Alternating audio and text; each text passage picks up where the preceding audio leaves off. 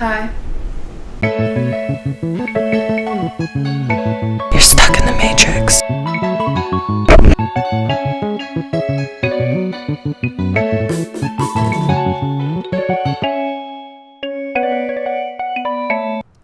I think about the world a lot in the winter because I don't spend as much time being a part of it. I'm solar powered, so in the summer I get my life experience, and in the winter I just philosophize about it. Lately I've been thinking about how many people are missing out on truly living, on breaking free from expected patterns that are keeping them stuck in routine. Once you graduate from school, if you go, you're suddenly responsible for your own learning. You're thrown into a world where the information provided to you from there on out is designed to serve your paid role, not necessarily your well-rounded growth. So you have to take accountability for your own learning. And if you're not actively choosing to grow, you're just accepting what's been handed to you, letting old habits control your life. People get by on this for so long, but eventually find their needs aren't really being met by autopilot. Maslow's hierarchy of needs shows us the path from basic survival to becoming the best version of ourselves. First, you meet your basic needs: food, shelter, safety. Then it's about belonging, love, and relationships. After that, you need esteem, recognition, and respect. And at the top, self-actualization, the freedom to grow, create, and fulfill your potential. This is just a framework I think it's helpful to look at. The problem is, most people get stuck long before they reach self-actualization. The system doesn't want you to move beyond your role. It only feeds you what keeps you functioning. If you don't break free, you'll stay trapped in the cycle of old habits and unconscious decisions which yield billions of dollars to many industries. This matters because without intentional change, you're not going to reach your full potential and you're not going to feel as satisfied as you could. You'll be stuck. In the winter, the further I get away from the world, the more I find myself questioning patterns and doing this outside of the matrix. Plato's Allegory of a cave is a powerful metaphor for how we see the world, or more accurately, how we don't. Prisoners are chained in a cave, facing a wall. Behind them, a fire casts shadows of objects they can't see. All they know, all they've ever known, are those shadows. They believe that's reality. They don't question it because that's all they've been taught to see. Then, one prisoner breaks free. At first, they're blinded by the light outside the cave. The truth is painful, and it's not what they expected. It's overwhelming, but when they start to adjust, they realize that everything they thought was true was just an illusion or a lie. This is where we are. I think that we're fed a version of reality and shadows on a wall and told this is all there is.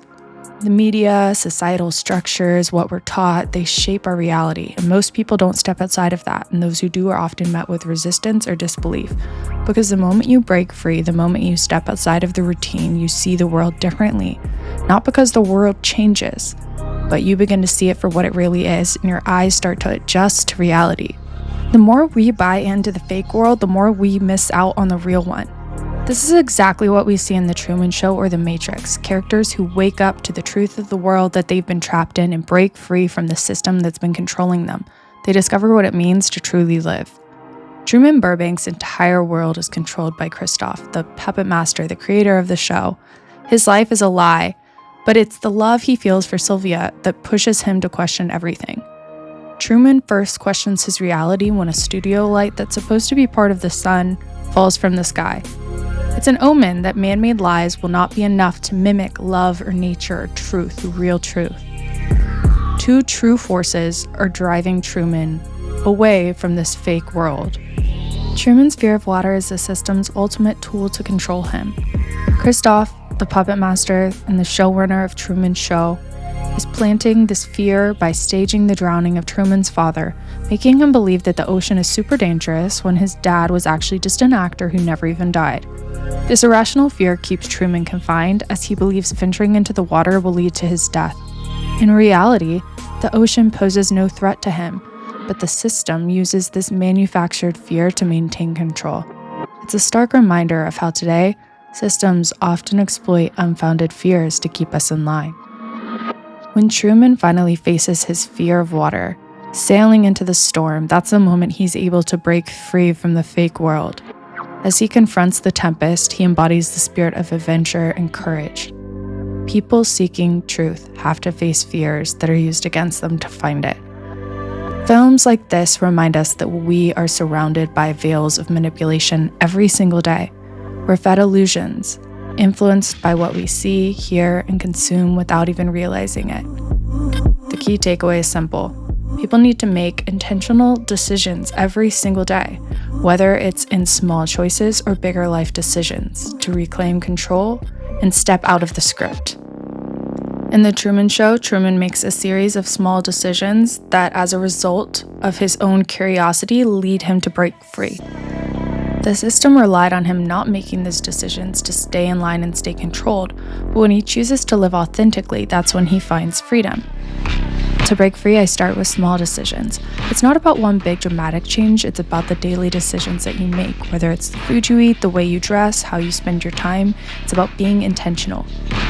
I take Truman's approach in my own life, especially with small decisions. I make sure that nobody is running the Ansley show without my consent. In The Truman Show, the puppet master only capitalizes on Truman's personality and life until he breaks free and refuses to live in the fake world. My 8 to 5 this week was pretty intense, so I knew I needed to step away and take a break after work was over. My instinct was to glue myself to the couch, and I did for an episode of Severance, which I'm so happy is back on TV.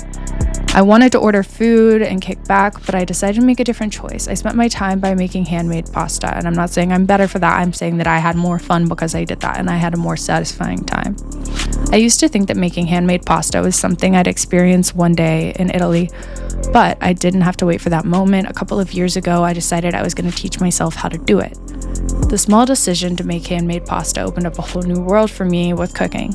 The act of creating something real with your own hands is incredibly satisfying, and it's a choice that immediately disconnects you from an autopilot routine.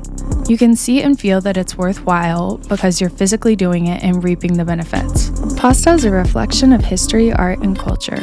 Originating from ancient civilizations like China, pasta spread through the Mediterranean and became a symbol of innovation and necessity. It's an art form that evolved from making a simple need into a craft perfected over time.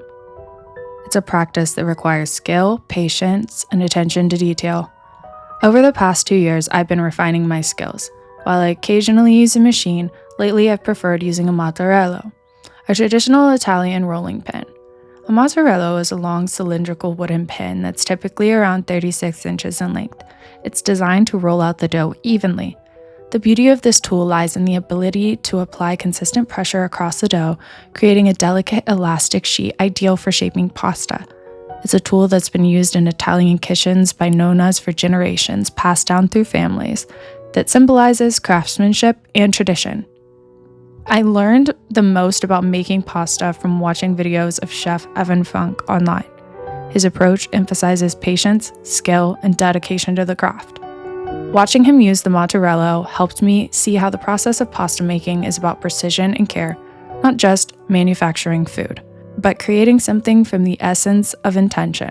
This week, I was also inspired to incorporate the art of textiles. Just like pasta, textiles began from necessity, but through skill, they evolved into a beautiful art form. The act of shaping and creating pasta, much like textile work, is deliberate. It's about slowing down, focusing, and creating something with intention. Every movement, the way the dough feels beneath your hands, the rhythm of the rolling pin, holds purpose. And I wanted to see if I could use the weaving techniques of textiles to work with pasta. I've taught my little sister how to make pasta, and she loved it. She loves working with slime, so I knew she'd like the tactile creative process. It's the same way that I know that men who love fixing cars, whittling wood, or working out in the yard would also really enjoy this, most likely if they tried. It's a very hands-on experience. I think a lot of people would be surprised how much they like it if they actually tried. So if there are any guys watching this that would have never really cooked before or think this is way out of their comfort zone, if you have flour, eggs, and a little bit of salt, you have no excuse but to try this. If you want to have some fun and you're watching something on TV, make this while you're watching your podcast. I typically follow a high protein diet because I feel mentally better when I'm on one, but I add carbs into my diet if it's going to be something homemade. My sister, for example, is a bread making wizard. She makes this amazing sourdough, and I love to make pasta. Though pasta is not a regular part of my diet, when I do eat it, I want to make sure that it's the best it can be because it's one of my all-time favorite foods. This week, I pushed my pasta making skills even further by using vegetable dyes to create textile structures. The dyes were not as vibrant as I wanted them to be, so the first batch that I made ended up looking a bit faded. I liked the effect, but I couldn't decide if the colors messed with my mind a little bit when it came to eating. It's probably just a psychological block that I'm having because I'm not used to associating these colors with eating pasta. They sort of looked like planets, and I wish that I'd done my solar system project as a kid out of homemade pastas. That would have been so cool. With the second set, I decided to make organic green shapes by pressing green dyed noodles that I cut into the yellow shaped base and flattening them together. I think these colors made more sense psychologically to eat because it's green. I'm used to pesto with pasta, so I think that might be part of the reason that I liked it better. I rolled them out into organic forms, and this batch looked exactly like the futuristic tapestry style I was imagining. I like things that seem to have something rooted in tradition, but really do try to escape the boundaries of that and push into the future. The only downside is when I cooked the green noodles, the color faded a lot, while the marble ones stayed completely colored. I have a long way to go with pasta making art, obviously. I want to grind the dyes up myself, so I'm sure that they're absolutely clean. They say that they're natural. I got them at Sprouts, but honestly, who knows? I also want to start weaving patterns and figure out how this one artist I found makes these beautiful designs. I have no idea how he gets such bright colors naturally or what he's doing, but that's a part of this journey. Every week I work on something different, and even though I have base projects that I stick with, like painting and writing, which I do every single week, pasta making is one of my creative outlets. It's a way to connect with something real, beautiful, and share it with others. And if you want to see a video of me making pasta and walking through the whole process, I'm happy to post that.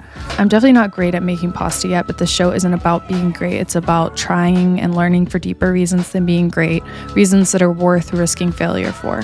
Making pasta is one of the ways I break free from the routines that control us, but there's something deeper at play here, something about creating with intention that ties directly into how we grow as individuals.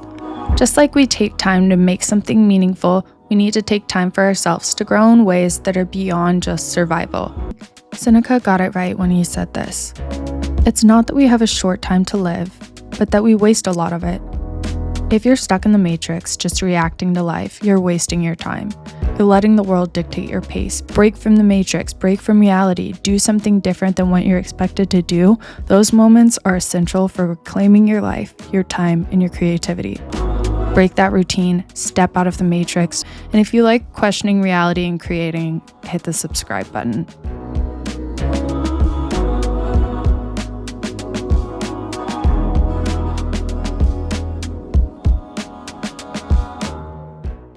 Trust your gut. Trust your instincts, because that instinct is who God made you to be. Not, what lines up with your frat brothers, or what lines up with what your dad wanted, or what lines up with your classmates, or, it's just God has something inside of you. And when you walk down the street, you're thinking about it, and then you just see it in the window. And you go down another street and you see the same thing, or you're thinking about a number and that number pops up, or you see it on a license plate. And that's just, something is trying to say, be the maximum yay, be the maximum you. And God won't give you anything that you can't handle. So for me, everything is a yes. I think they say be like water. I know Bruce Lee said that.